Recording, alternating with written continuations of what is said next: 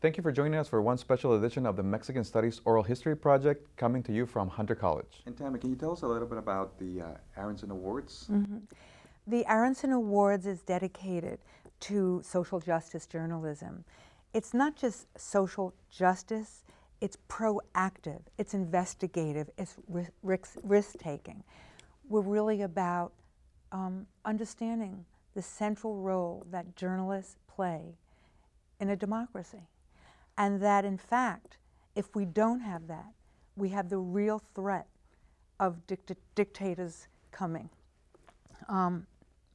So the James Aronson Awards is named after a former professor, and he was a maverick because he understood the importance of progressive journalism, social justice journalism, and in addition to that, independent.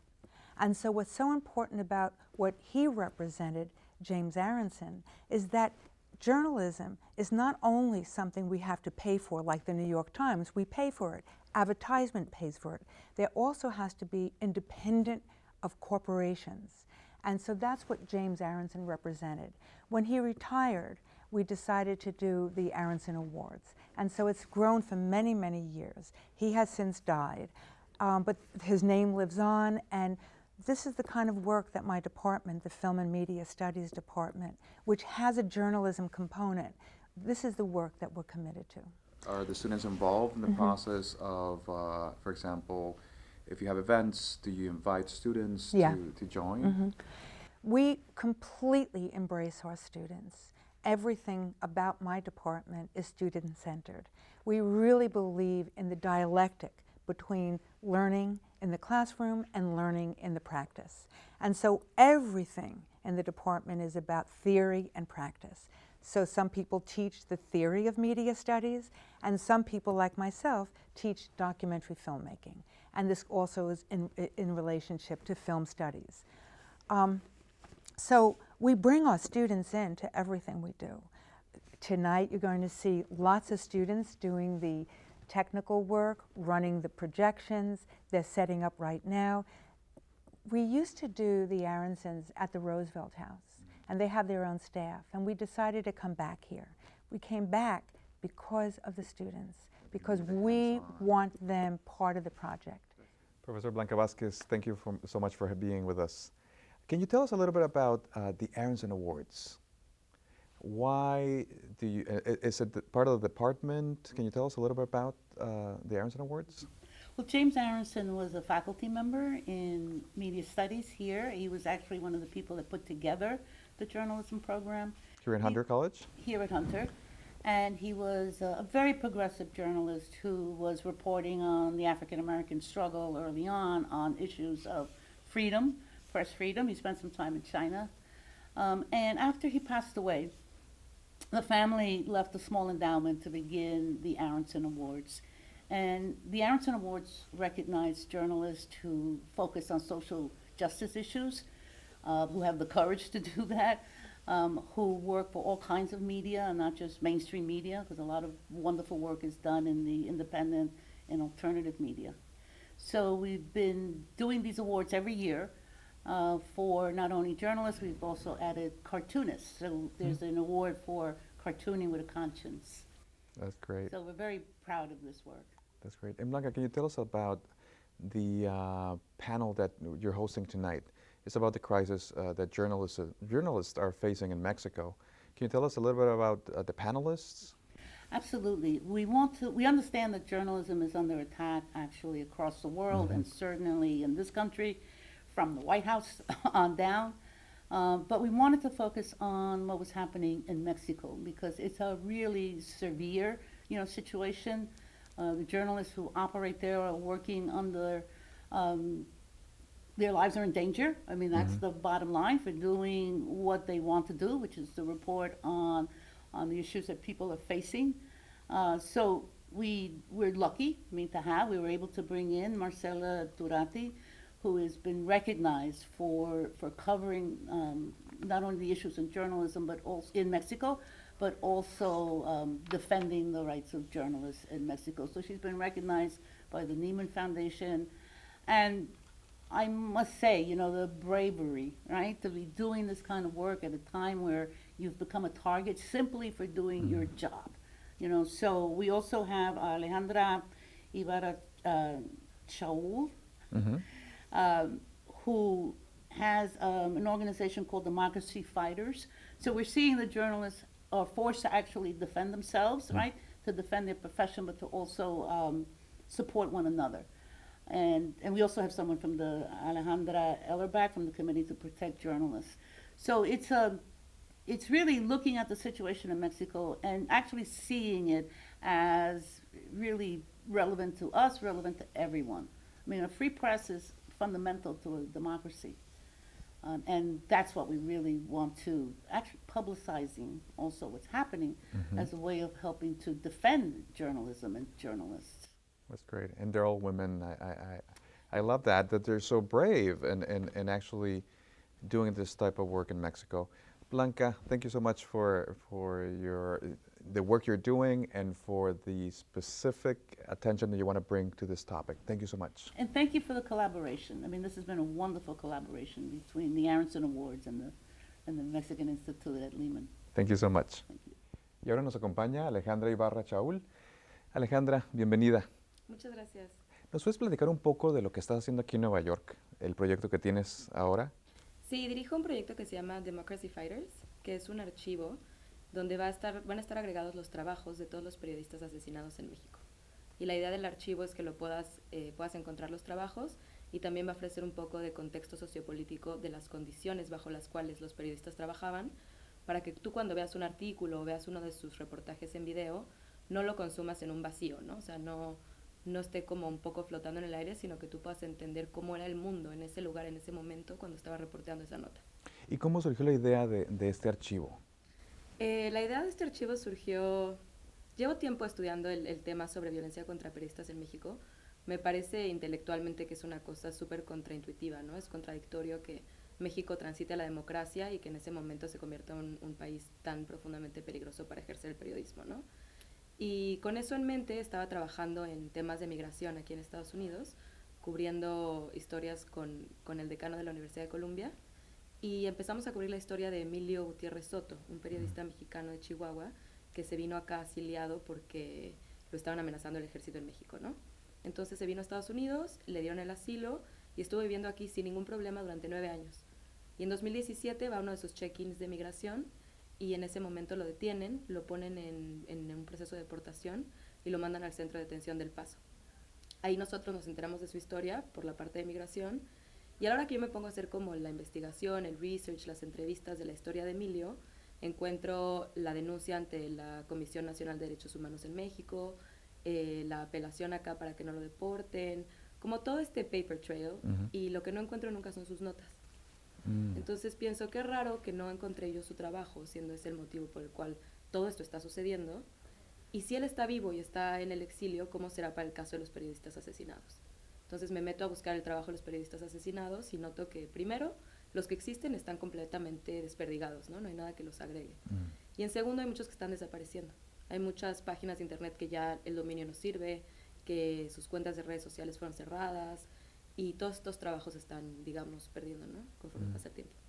¿Y nos puedes platicar un poco del nombre del archivo, que es Democracy Fighters? ¿Por qué ese nombre? Sí, claro.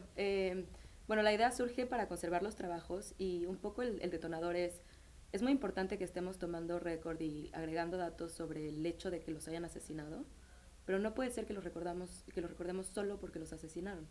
O sea, esa narrativa de que sean periodistas cuya memoria y legado sea su asesinato es lo que yo estoy tratando de cambiar con el archivo, ¿no? Entonces, si tomó tan poco tiempo asesinarlos, lo que yo quiero es dedicarle tiempo a lo que estuvieron toda su vida haciendo.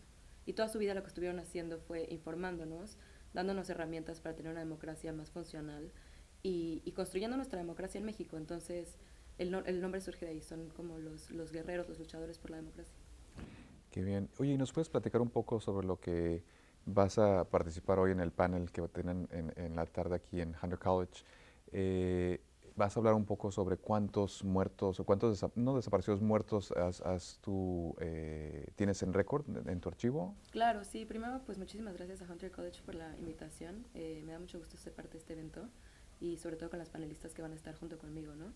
Yo voy a hablar un poco de este trabajo que hemos hecho, de la motivación detrás de este proyecto. Y, por ejemplo, para darte un dato, ahorita tenemos más de 12.000 artículos recopilados de 40 periodistas diferentes, representativos de trabajos de 30 estados en el país. Y son cosas desde videos, audio, texto, fotos. Y la idea es seguir aumentando la cantidad de trabajos que hemos agregado. Alejandra, ¿nos puedes platicar cómo llegaste a Nueva York? ¿Viniste a trabajar, estudiar? ¿Nos puedes platicar un poco sobre eso? Claro, me vine a hacer la maestría de periodismo para tener mejores herramientas y poder hacer periodismo con estas cosas como de datos, investigativo, etcétera. Y de ahí me he quedado con el tema de cubrir migración y ahora para construir este archivo me dieron un grant, el Brown Institute for Media Innovation en Columbia y Stanford. Entonces, con ese grant me he quedado y he estado haciendo ese trabajo.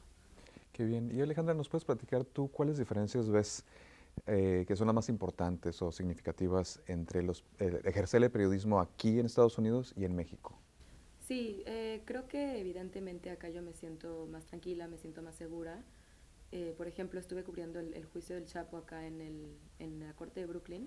Y cubrir un tema de esa naturaleza, de crimen organizado, de corrupción de altos mandos políticos, es un tema que en México sería muy complicado de cubrir por el grado por lo sensible que es el tema, ¿no? Y acá, pues, de alguna manera u otra, sí uno es cuidadoso de todas maneras con lo que reporta, pero no estás expuesto como lo podrías estar en México. Y en un tema, digamos, tal vez más material, yo creo que acá también hay condiciones de seguridad laboral.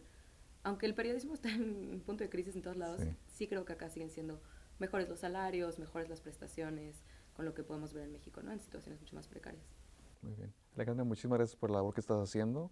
Gracias por lo que estás cubriendo, es muy necesario. Gracias por compartir con nosotros aquí en Hunter College y también con el Instituto de Estudios Mexicanos de CUNY, tu participación en el panel. Muchas gracias. Muchas gracias a ustedes. Gracias.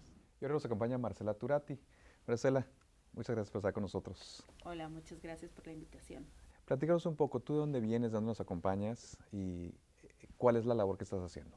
Bueno, yo vengo de la Ciudad de México, yo soy periodista independiente y llevo desde el 2008 cubriendo las víctimas de la violencia en México, especialmente las desapariciones de personas. Y también cofundé la red de periodistas de a pie, una red que se dedicó muchos años a crear redes y colectivos de periodistas para autoprotección y para defensa de la libertad de expresión. Y ahora cofundé también Quinto Elemento Lab, que es una organización dedicada a ayudar a periodistas que no pueden o que por alguna razón no han terminado sus investigaciones a que puedan investigar y publicar. Y Marcela, platícanos un poco sobre qué te motivó a iniciar todo pues este activismo realmente, ¿no? Que se está haciendo por proteger al periodismo en México. Bueno, pues yo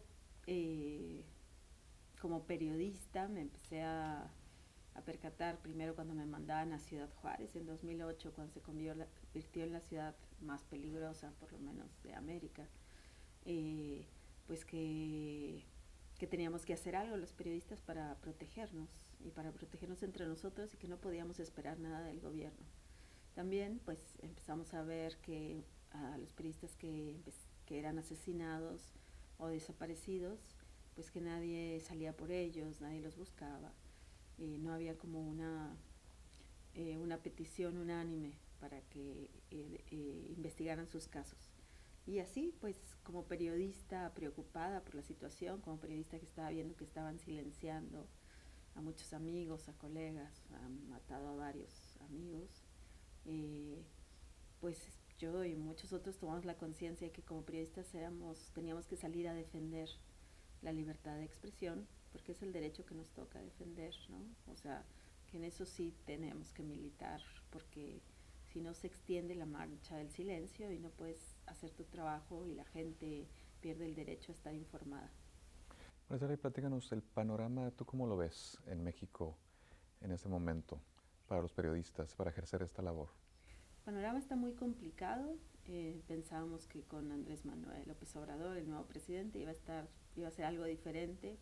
Pues hay gestos de buena voluntad, de que se van a hacer cosas, que se va a mejorar el mecanismo de protección a periodistas, pero bueno, cuando llega él empieza una ola de despidos en los medios, es muy fuerte. Ahorita el desempleo se está generalizando, se están cerrando varios medios porque anunció cambios de política en la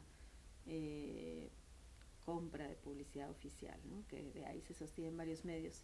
Y también está complicado porque es un presidente que da conferencias todos los días y que cada tercer día al menos ataca a la prensa. Y pues en esas entrevistas que hace en las mañanas, pues no sé, se reciben muchos ataques en redes sociales, si haces alguna pregunta y la gente lo toma como que lo estás atacando. Ataca investigaciones periodísticas que resultan ser, pues, o sea, que están bien sustentadas, y eso creo que está haciendo todavía más peligroso el oficio, porque si el presidente lo hace, cualquiera otro se va a atrever a hacerlo, y de por sí, bueno, también tenemos por lo menos 7 periodistas asesinados.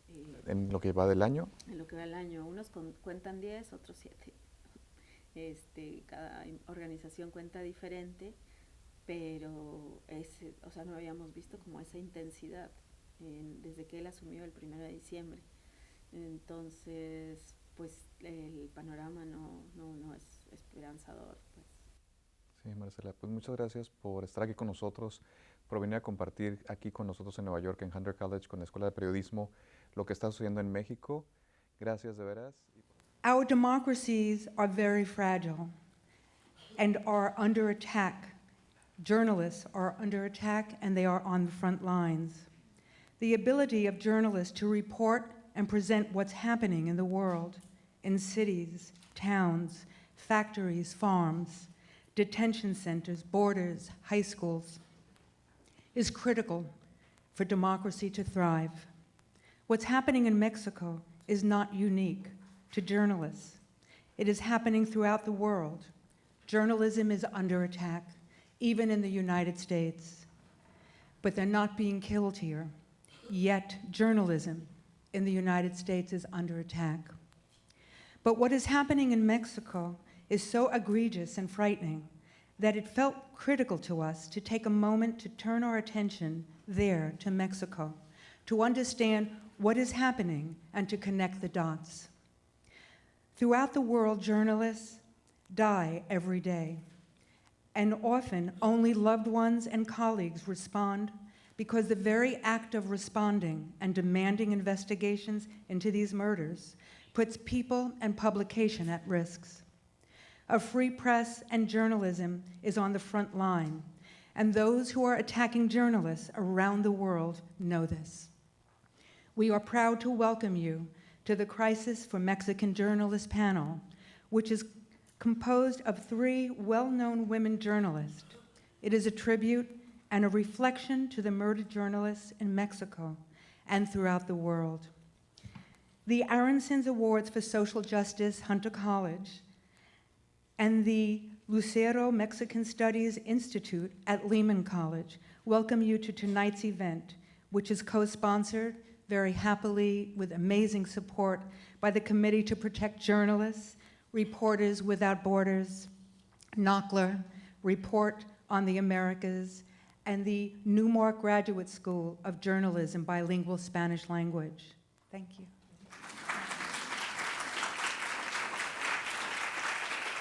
My colleagues in journalism are coming up now to say a few words. I have nothing to add to what Tammy has said, other than that this activity is dedicated to the journalists who risk their lives every day in Mexico and all over the world, to their families who are part of that sacrifice. Journalism is a calling, but it shouldn't be, frontline soldiers, right? And to the communities they come from and that who they're dedicated, right? They're dedicated to their communities and to telling these stories. I want to introduce Rosalia Reyes, who's a Mexican journalist, educator, and digital archive and resource unit coordinator at the CUNY Mexican Studies Institute at Lehman. She oversees the production of the TV show Mexican Studies Oral History Project in partnership with BronxNet. She's the producer and host of the Spanish language literary TV program Nueva York Entre Letras. Rosalia has been a reporter for Norte Reforma and Milenio in Mexico, has worked as managing editor for the art and entertainment magazine Pie Derecho. She's a co-author of a chapter of the book Latinos in New York, Communities in Transition. Rosalia Reyes.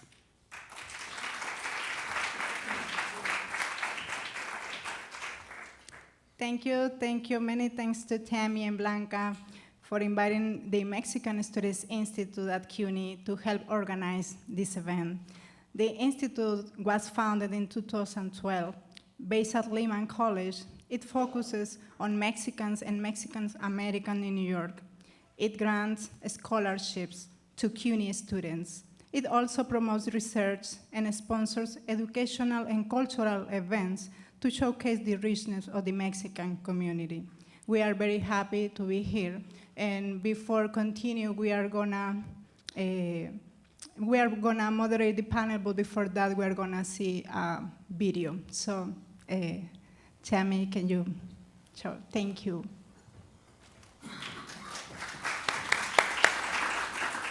The video that you're going to see is from the BBC. It's a 10-minute section of a video to introduce you to a sense of what's happening in Mexico.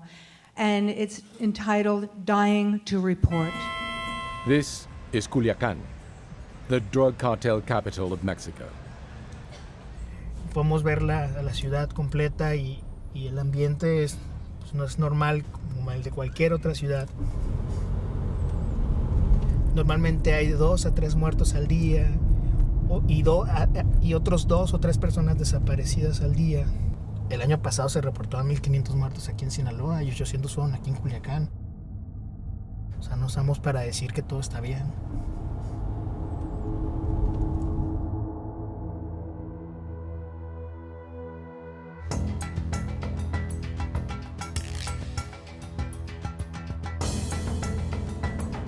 Mexico's bloody drug war has lasted over a decade. More than 100,000 people have died since the government launched a crackdown on the drug cartels in 2006. Almost 30,000 people were killed in 2017. The dead included politicians, students, and journalists.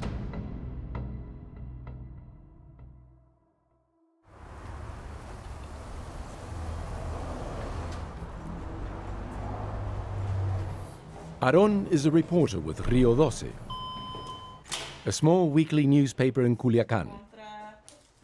While others have stopped reporting the war on their doorstep, Rio 12 continues to write about the killings, the victims, and the corruption. Es que, por ejemplo, dicen despensas. Pero ¿cuántas despensas? ¿Qué despensas? Se presta mucho la corrupción. Pues que eso no lo están Sí, todo eso. Todo eso está súper No solamente... For the past 9 months, a small team has been working on an expose that could have major implications. Pero tenemos que hacer un trabajo de, no sé, de largo aliento, un trabajo de investigación. Se supone que en una situación normal tú pudiste hacer eso y ¡pum! Explota ahí, ¿no? Culiacán es una de las ciudades más violentas del país y del mundo incluso, ¿no? Sinaloa es considerada la cuna del narcotráfico en México. Aquí nacieron narcotraficantes más poderosos, líderes del narcotráfico en el país. Tú no puedes evadir como periódico si quieres, digamos, contar lo que ocurre en tu tierra si no tocas el tema del narcotráfico. Nosotros siempre asumimos esto como un riesgo, el ejercicio periodístico en Sinaloa como un riesgo. That risk can be deadly. Last year, Rio 12 lost its star columnist, Javier Valdés. La muerte de Javier obviamente nos dejó un hueco muy grande y bueno, su presencia aquí era vital, digamos, ¿no? Se paraba en una calle y podía escribirte 3, 4 páginas sobre lo que pasaba en esa calle. Él igual podía entrevistar a un un niño sicario o a la mamá de un desaparecido, a un policía corrupto. Él no se conformaba con los aspectos fríos, digamos, de una nota, sino que iba siempre buscando las partes humanas. Yo creo que eso era lo que hacía muy atractivo su trabajo. Esta foto se la tomaron a Javier en un café de Culiacán. No faltaba los sábados y otra persona le tomó esta imagen y se la regaló. Bueno, Javier era una persona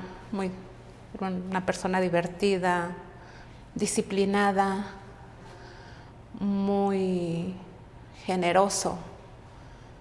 Era una persona muy fácil de querer, pero además, sobre todo y lo más importante, era que disfrutaba hacer su trabajo, que era escribir. Tonight, we honor a man who has refused to be intimidated into silence or self-censorship.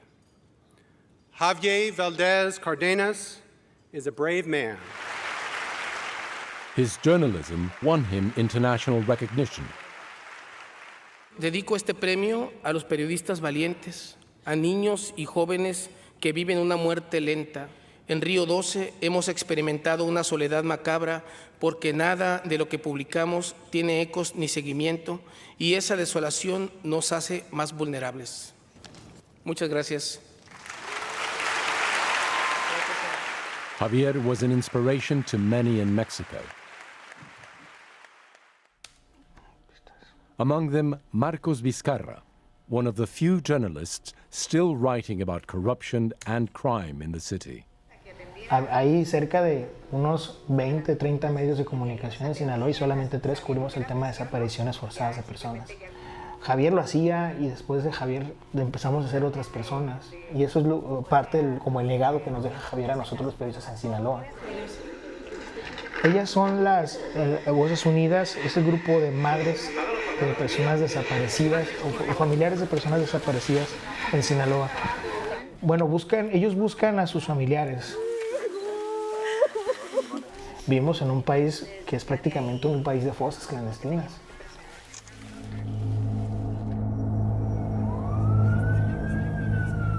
Someone else familiar with the missing and the murders was Miroslava Breach, a committed, investigative reporter. Based in Chihuahua, another region blighted by the drugs trade, she was killed in March, one of 3 journalists murdered that month. Patricia Mayorga worked closely with Miroslava. En el 2016, Miroslava publicó un reportaje sobre candidatos o precandidatos que son parte de grupos delictivos. El partido que postuló a estos candidatos los tuvo que cambiar por otros. A partir de ahí recibió una serie de amenazas que terminaron con matarla un año después. Miroslava was shot in front of her son as she took him to school. Her killers left behind a note with a message: for being a loudmouth. Del día en que mataron a Miroslava Breach, ese día un tuit de Javier empezó a hacerse viral, ¿no? Exactamente dice: a Miroslava la mataron por lengua larga. Que nos maten a todos si esa es la condena de muerte por reportear este infierno. Y no sé a quién le vaya a tocar pagar ahora la cuota de sangre por parte del gremio periodístico mexicano, pero todos sabemos en todo México que la cuota es esa, sangre. Bueno, después de que la asesinaron, he entendido que sí, Miroslava sabía el riesgo y no me lo decía, o sea, no lo expresaba. No sabía con qué cara iba a ver a sus hijos si ella dejaba de hacer esto, ¿no? Ella siempre les inculcó a sus hijos valentía, fuerza. Cuando muere, pues también dejó súper protegidos a sus hijos, o sea, dejó todo muy bien planeado. Entonces, tengo ahora la certeza de que ella sí sabía y sí dimensionó el riesgo, ¿no? Allow me to introduce journalist Marcela Turati, who is visiting us from Mexico City. Marcela is a fierce advocate for investigative journalists. She is one of the most respected voices covering the human toll of Mexico's war on drugs. The Nieman Foundation described her as a standard bearer for the journalists who have risked their lives to document the devastating wave of violence in Mexico. Marcela was awarded the Nieman Foundation's Louis Lyons Award for Conscience and Integrity in Journalism. In addition, she received the Fleischhacker Green Award from Western Kentucky University's School of Journalism and Broadcasting. Please welcome Marcela Turati.